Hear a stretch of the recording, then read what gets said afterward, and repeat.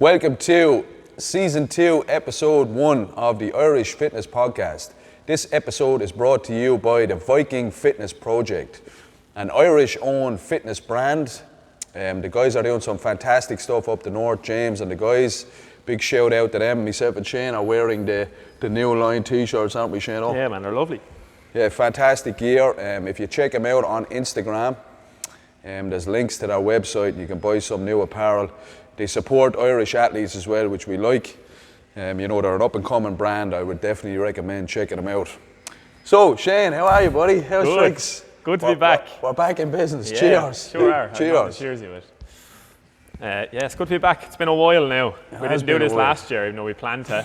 We did. We were going to. We got off to a little bit of a false start, we'll say, last year.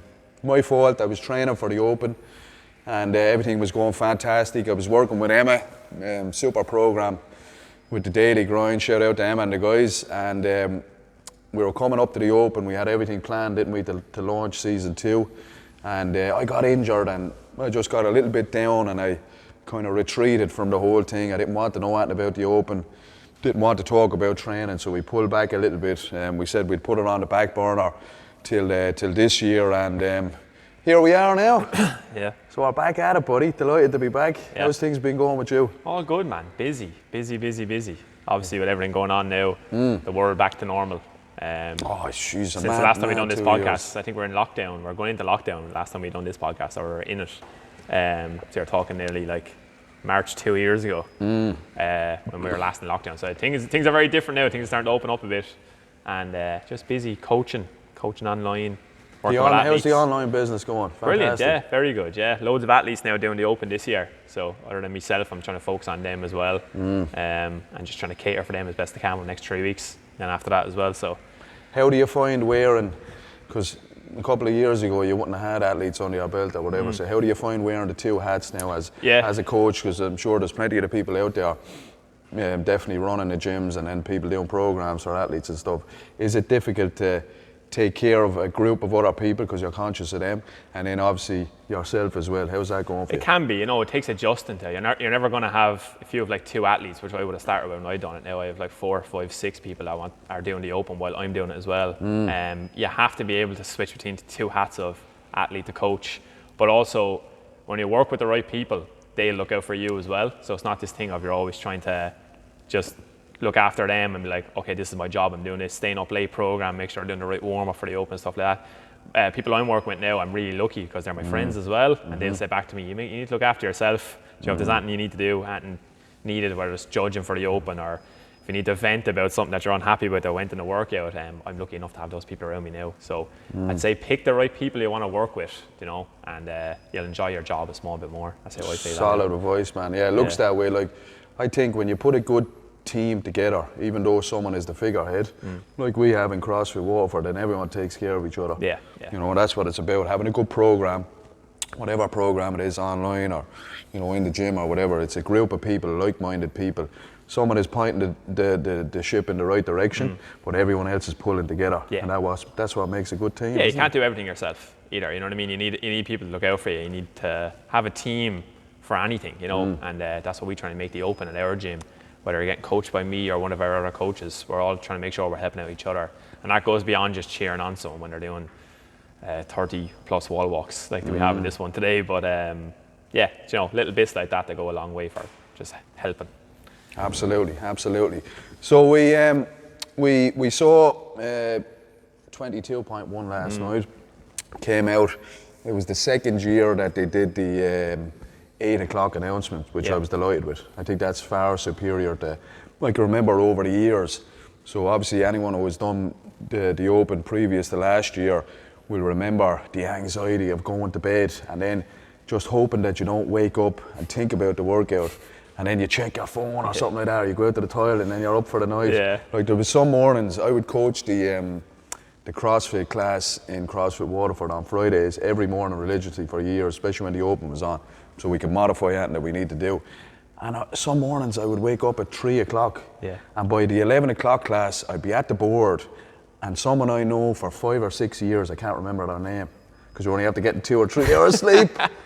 and Sally is there and you're coaching her years and you can't even remember her name. You're there, fucking hell. Jesus Christ. This is like, it's like kind of like your memory just disappears because you're so tired. But having that at 8 o'clock, I think was a fantastic shout. Yeah, you know, it really doesn't makes lessen a the big anxiety anymore if it's really important to you, but it definitely gives you that chance to kind of just know what the workout is and be able to digest it a bit better, rather than this whole like guessing game that we used to have here in Europe where you're waiting for it to come out at a certain time. Yes. And other parts of the world as well, I'm sure. But in America, it was kind of like right on time for them. But they have to switch it now. They have to do a lot more like more accessible things, I'd say, CrossFit in the last few years, even though they move the goalpost every year pretty much in CrossFit. But whatever system they have going now, I like it. I like the quarter-final thing. I like the semi-final thing for the games. I like the way they're doing the announcements. I love the quarter. Hopefully they don't change it again on us. They always change something every year. Since I've been doing it now. It does keep it interesting, but I've never seen a sport like it where you don't know when something's going to be on. So if you're a 100-meter runner, you know you're running 100 meters. If you're going onto the pitch as a soccer player, you know you have to score goals and defend against goals. But with us, we know the movements, but we have no idea what's coming up. And then there's a new movement then, what's the standards? Even looked at the one that was released there, we'll go through it in a sec, but like the standards are even different on this one now in terms of like what you can do and what you can't do. So that's another new thing, but it's just part of the sport at this stage, unknown, unknowable. That's how they kind of sell CrossFit. So I think that's what's exciting about it as well. I think that, you know, obviously everyone loves their sports and it's fantastic and all that, but with the element of surprise comes, you know, excitement. So you don't know what's coming up.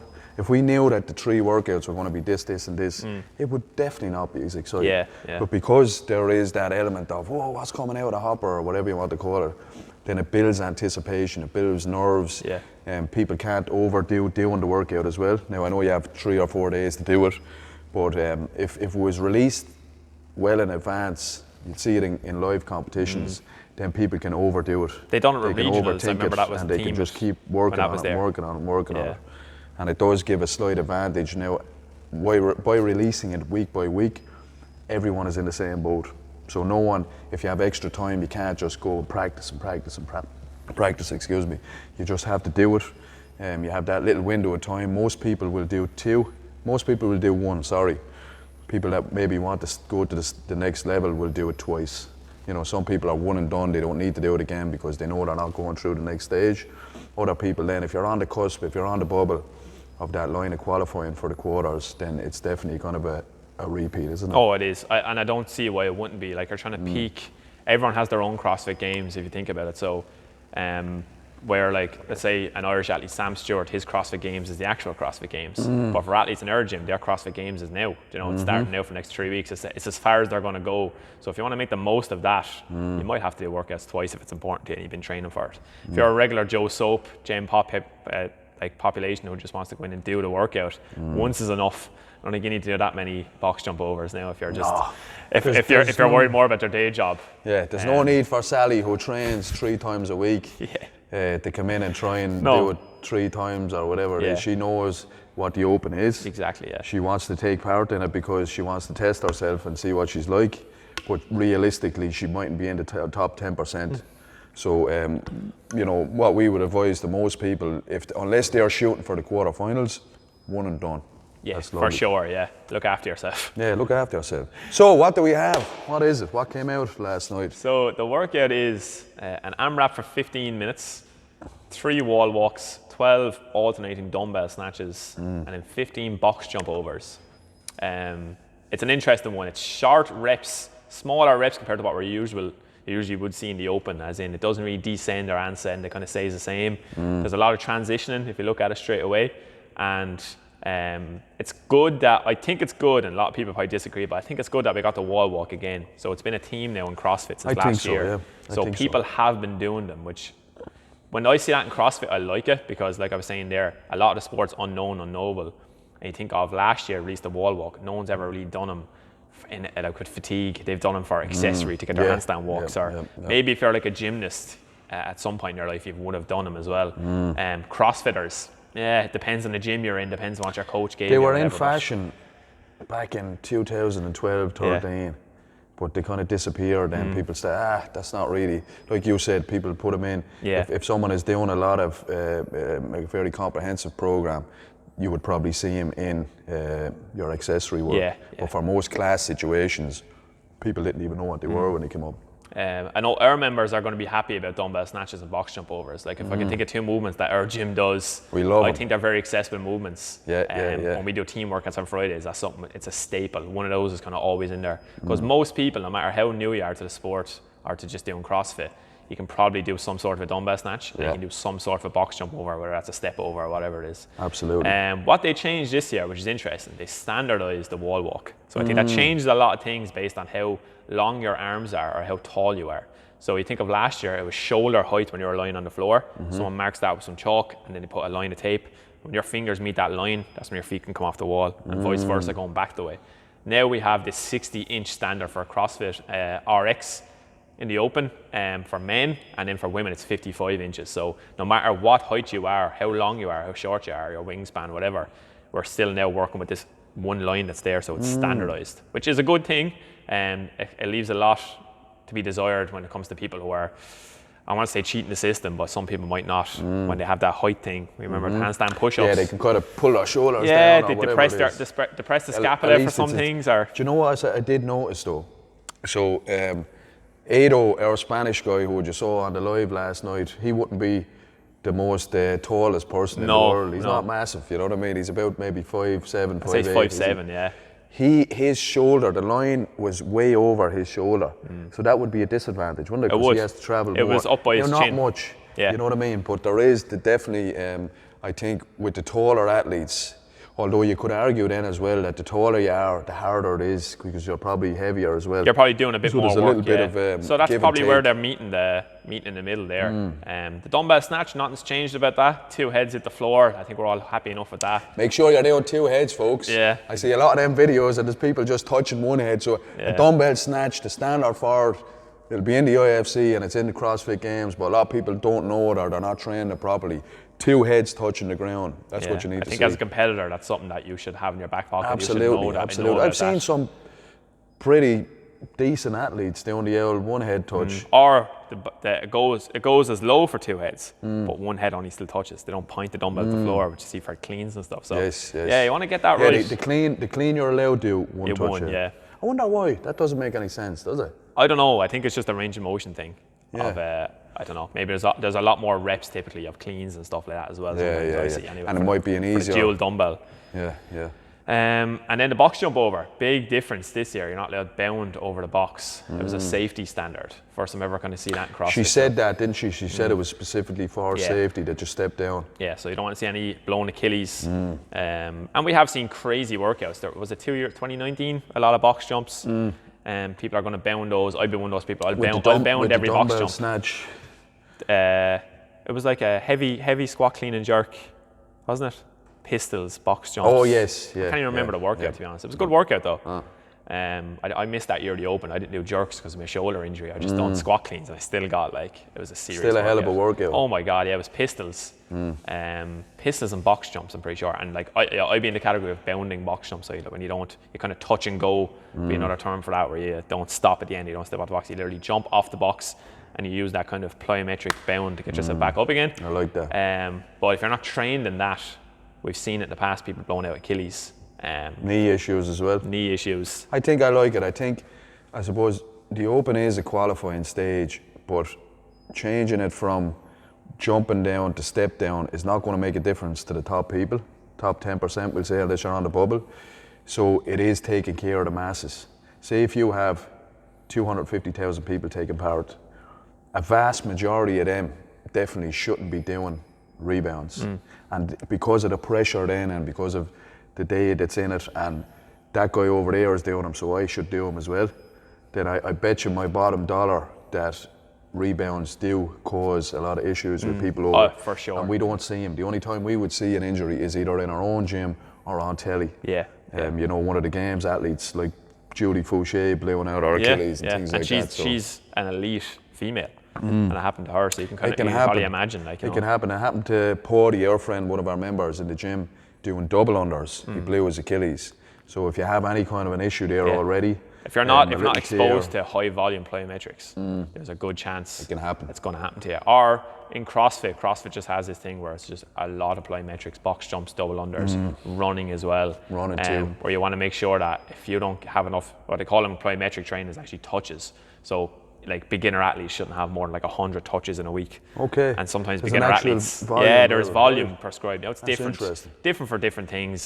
Some people describe that as different, but some of the research did say that. I remember reading it in college. 100 touches, intermediate 200 touches, and then advanced can be 400 to 600 touches, and that might be like a runner. Someone's like a 400 meter runner. They would train. They've plyometrics. developed the volume to build up to that, and they can do a lot of them. Yeah, so you can imagine someone who's brand new to doing CrossFit, and we give them 500 double unders, or we give them a load of box jumps. Probably not great for them. Probably not smart. I think we've done that over the years. We don't do that anymore. Something you learn. It's something you learn over time. It was look when I was in Australia, it was the wild west.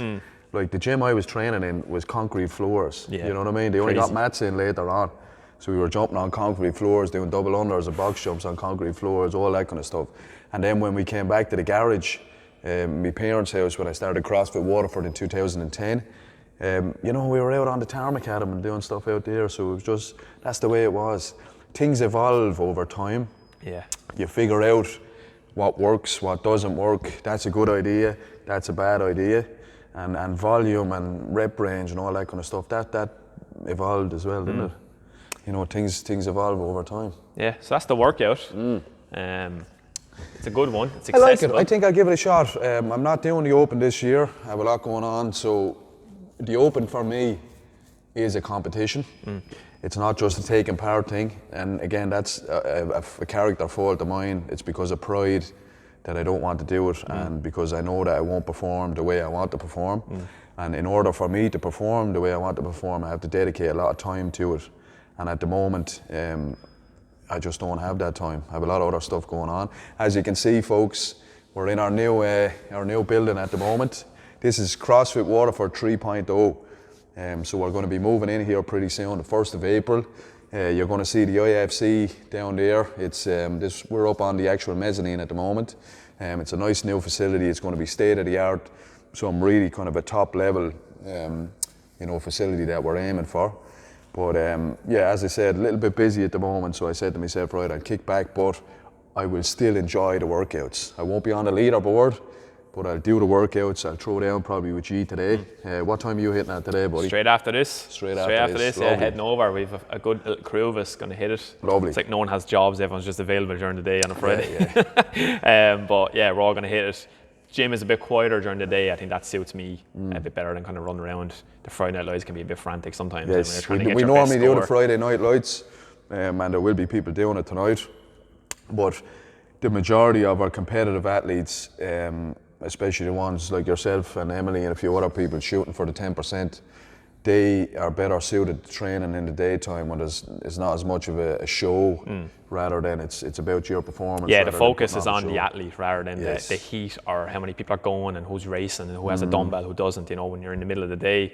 Now, when you train a lot, you're going to have that luxury, I suppose. If you're a 9 to 5er, unfortunately, it's just a bit more difficult to do that. And you might have to go to the Friday night lights, but that's how we're going to do it. And we're going to try and do that for the next 3 weeks and capitalise on that as best possible. Sounds good. Well, what are you thinking, man? Who's the best in Ireland? Yeah, so we do some leaderboard. This is my favourite part of the show. Yeah, I love this crack. I feel like Tommy Marquez off the other podcast. Yes, yeah. What's the name of it?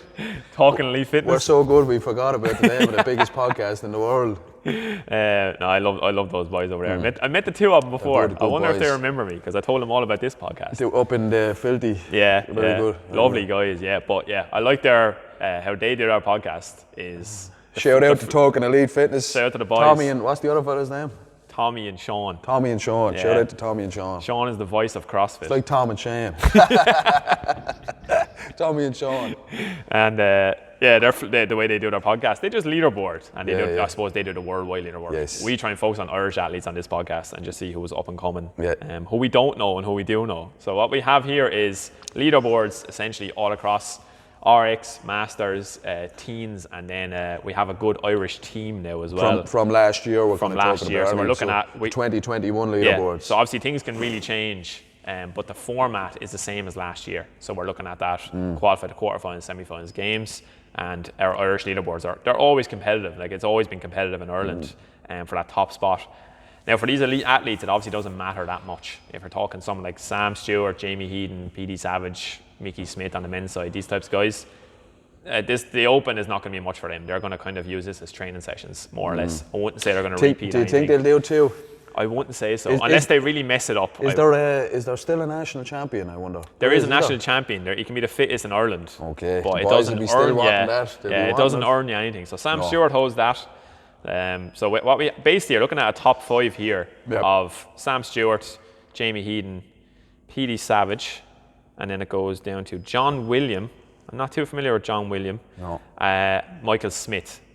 And then there's some bigger names even like further than that. After that, you got Ty Lawless, Emmett Murtagh, and Michael Welch. So that's a very, very fit. Stacked top 10. That's a isn't it? European fit. Absolutely. Top 10. It's not just an Absolutely. Irish fit, you know what I mean? So Michael Welch is one of the best in the world masters. I'd like to see him go to the games this year. I think he can. Shout out to Mickey. And then obviously we know that the rest of the boys, Ty, Mickey, Sam, Petey, Jamie, what was the other dude's name? John William. John William, I'm not sure. Not too Shout out to John. We'll John, if find you're out who watching you are. this, reach out to us. We'll give you a proper shout out. We want to know who you are. Because you don't have a profile picture either. I don't know what you look like. That top 5 has been there for years. Yeah, it has. You know what I mean? Yeah. The lads, especially Jamie, like Jamie Heaton, lads, he's just so, I'm not going to say overlooked or underrated or anything like that, but he deserves so much credit for being at the top of the heap in CrossFit in Ireland for fucking a decade. You could say he's one of the more decorated Absolutely. Irish CrossFit athletes now. Absolutely, and he's still young enough. Like. Not as an individual at the games level, but at the elite level, this guy's been around for years. Super accomplished. He was the best in the country. You know, he won the Open here a few times.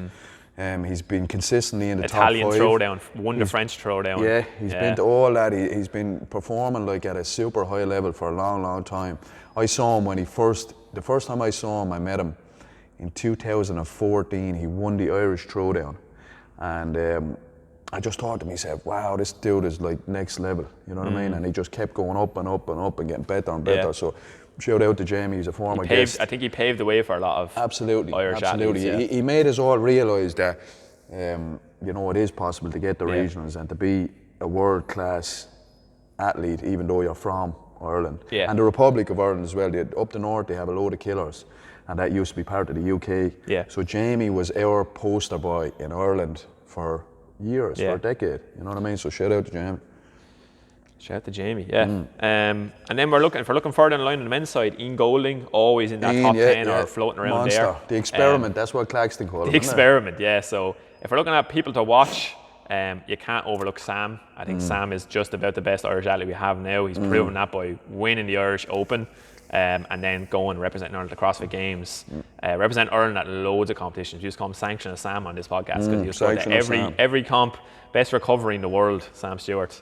And he said he didn't really pay attention to his diet or recovery. I think he might now. I hope he does anyway, if he's at that level. Yes, But so look, Sam is always going to be up there as long as he's staying healthy and he's able to go. PD Savage as well is a staple. A true OG of Irish CrossFit at this stage. He's a veteran. Putting it down for years and years. And for a big guy, moves phenomenally, just fast as well. He was on kind of a mission to get down to a certain weight there, I saw. Yeah, I remember Christmas. I wonder, we might even get him on or something. We'll see how he is. Yeah, he might get PD on. He's a friend of the show. He's a friend of the show, yeah. Shout out to PD. He was targeting a certain weight. I believe he was trying to get under 100 kilos. Yeah. Just to get better at obviously gymnastics and all that. But he's a giant man and he's shredded at the weight he is. If he's a 102 or whatever, he's probably about 9%. He's chiseled. Chiseled. So onto the women's side. I think there's one standout female that we have in Ireland that pretty much is going to take any competition that she goes herself into. She just won Wallapalooza. When was that? That was only a month ago at this stage. She just won Wallapalooza. Pretty convincing fashion as well. She didn't. It's not like she came out of nowhere and won that. Emma's been obviously floating around there. She's been top 10 in the Open, even further up, has she? And I should look at her overall standings in the Open over the years, but She's been consistently getting better every year. Yeah, and she has it in her to win a open workout as well. That's a huge thing. She can win a worldwide open workout. She's capable of on any given day, depending on the workout, of beating anyone, I think, in the world, including Tia Claire Toomey. Oh, for she sure. has the potential, if the stars align, and it is the particular workout that Emma does well at, then she could beat anyone in the world. Yeah. In terms of like something that's long and enduring, you're looking at burpees, something that's like a big chipper, running. Emma's right up there with anyone ever in the female side. Anyone on both sides, you know, she's just that good of an athlete. Looking down the line, then we got Amanda Cummins, obviously another phenomenal athlete. Brilliant, absolutely. Amanda's just getting more and more impressive. Yeah. She's like a fine wine. The older she's getting, the better she's getting. Yeah. Absolutely. Shout out to Amanda. She went and represented Ireland at the Masters. Sorry, I forget the name of this now. It's a brand new comp, Masters Championship. But it was only on recently, last couple of months. I remember it was on YouTube. I didn't she tune into it podiumed as well, didn't she? Yeah. Was it second? Something like that, yeah. Fantastic. We should know this. And Amanda, I'm not saying that, but I believe Amanda is 40 now, and she's still at a level that would, you know what I mean? She could legit make a semi-final individually. Yeah, you know I think what I mean? so. Yeah. And she's a master, and she's not even just after turning 35. Yeah. She's like into the 40s now. I believe, and I think I said it to her before, but I think we'll see her at the games this year. Yeah, I'd hope so. 100%. I can't think of anyone better to represent us. Yeah. either, Super you know, humble. So, very nice to everyone. You know, there's no ego there. She's kind of what CrossFit is as well. You know, what you'd hope someone who's at that kind of level representing. You know, obviously representing our hometown, representing us as a community as well. You know, she's just a great person. We had her on this podcast before as well. Looking down the line then, Kerry Hewitt and Catherine Fearon are always there, changing places up and down. And we're starting to see a lot of. Is she in Dubai now? Is she? I think so. Yeah, I don't think she's up north anymore. Cool. I think she's living in Dubai, working over there as a coach. Good place to train, yeah. Yep. So they're always kind of changing places inside that top 5 or 6. Down the line then, Emma Willis. Emma Willis is another fantastic. She's up in 80-20 with Neil, isn't she? Yeah, and now we're starting to see some jumbling up of that leaderboard on the women's side in Ireland. It's really interesting to see people making a big splash, like Martha Rochford. You know. Oh yeah. I remember at one point looking down the leaderboard for Martha's name, and now she was 7th last year, and she was part of team Chapter 2. Actually went to the Lowlands Throwdown, which was online last year, and they actually got 11th in that on a team of 4. So that's. Martha was kind of on that team with super athlete. Claire McGlynn is what is it? Claire? Yeah, it is Claire. Claire McGlynn, yeah, another guest we had on. Right there as well, and she was on the same team as her. So it's like brilliant athletes, you know, who are representing Ireland very, very well as well. Fantastic girls. Another name we're familiar with is Rebecca Thompson. Yes. Where did she finish last year? She was 9th overall in Ireland. Then again, another master. Yeah. We're not short on masters here. No, Rebecca and Amanda. I would love to see if there was like a really high level team masters for just like pairs. Yeah. Do you know what I mean? Imagine the bring back the open announcements. 5150, bring back the open announcements. Yeah, Irish Open open announcements. To see. We might do our own shit. Yeah. Might do one down here. You know, something Rebecca's, like that. She's on the daily grind with Emma, and just so consistent, super consistent. Always, she competes for the UK as well in weightlifting. Yeah, so she's an international weightlifter and an international CrossFitter. Just great athlete. And excellent at both. 10th on this one last year, a name I'm familiar with, Chloe Hawkins. Chloe Hawkins. Yeah. Yes, she's another daily grind athlete. Okay, brilliant. Fantastic athlete. She's one of Emma's girls. She's up the north. I think she's in Rebecca's gym.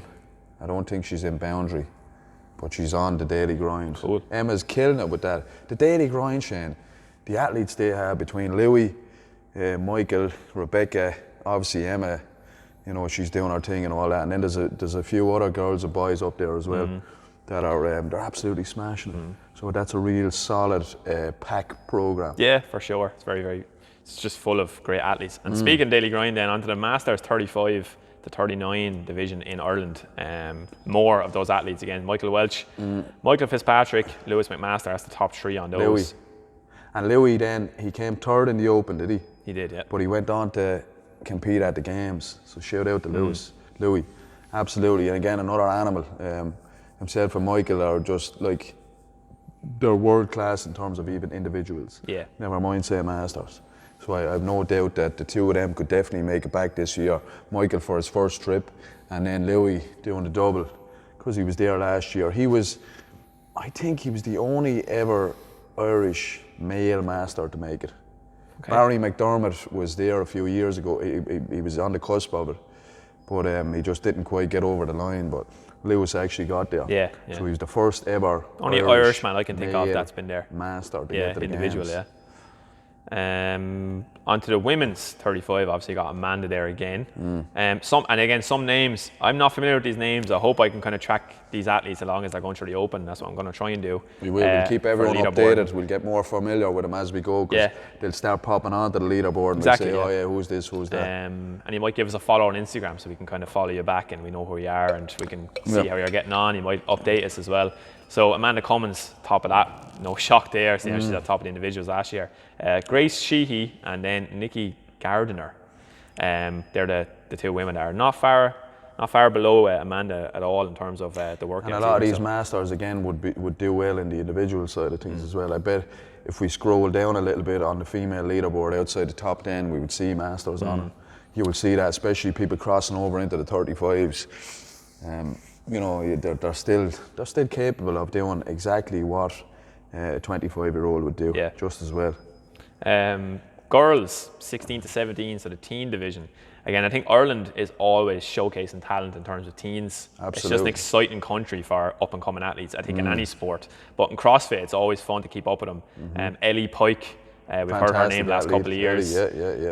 I don't know if she's moving up to the indie. She's on the daily grind as well. Yeah, probably is. Everyone is on the daily grind. I don't know if she's moving up to the individual this year. I'm not sure of her age. I think you get to stay in that category, I'd say, for 2 years. If I had to guess, so you get in there when you're 16. It's got to do with your birthday, but if you're 18, you definitely won't be in it. No. But sometimes you could or stay in it. Or if you're 18 within the year of the Open starting, I think you might have to move up as well. So Ellie Pike, Shauna Kilty, hope I'm pronouncing that right, and then Lucy Lawless, another name we're familiar with in Ireland as well. Lucy is Craig and Ty's little sister. Yeah.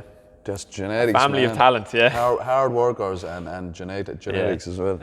Have seen, pretty sure I saw Lucy up in the Powerful Invitational, doing really well. So again, it's just exciting to see the kind of teen division. And then on the men's side, Cormac O'Reilly, very, very exciting prospect out of CrossFit Powerful, I believe. Yes, that's with David Dunn. Dave's protege. Yeah. Very good, excellent athlete. That guy looks like he's on his way. He's after representing Ireland at a few competitions in England, I believe, as well, maybe 1 or 2. I think Dave uses him now to test the workouts. Yeah, he's more than capable. He's so good, you know what I mean? He's only a kid and he's able to do all that stuff. That guy is on his way. He's definitely one to look at. Even on the worldwide stage, he's one to look at in the future. Going down from that then, Nicholas Moulders. Heard the name before, not too familiar with the person. There's no profile picture there either. Again, that's something we might keep track of. We'll probably see these people, again, the teens, they just burst onto the scene. Yeah. And then as they get older, then you start becoming more recognised when they start doing the local circuits. Yeah.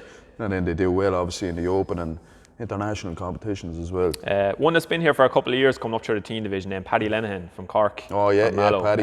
Paddy's a listener of the podcast as well. Yes, loves the podcast. Shout out to Paddy. Yeah, Paddy's a great athlete. Yes. Represents us well too, so it's good to see him always in that top 5 in the teens, and obviously he's more than capable when he moves up. He might be moved up this year as well, I'm not mistaken.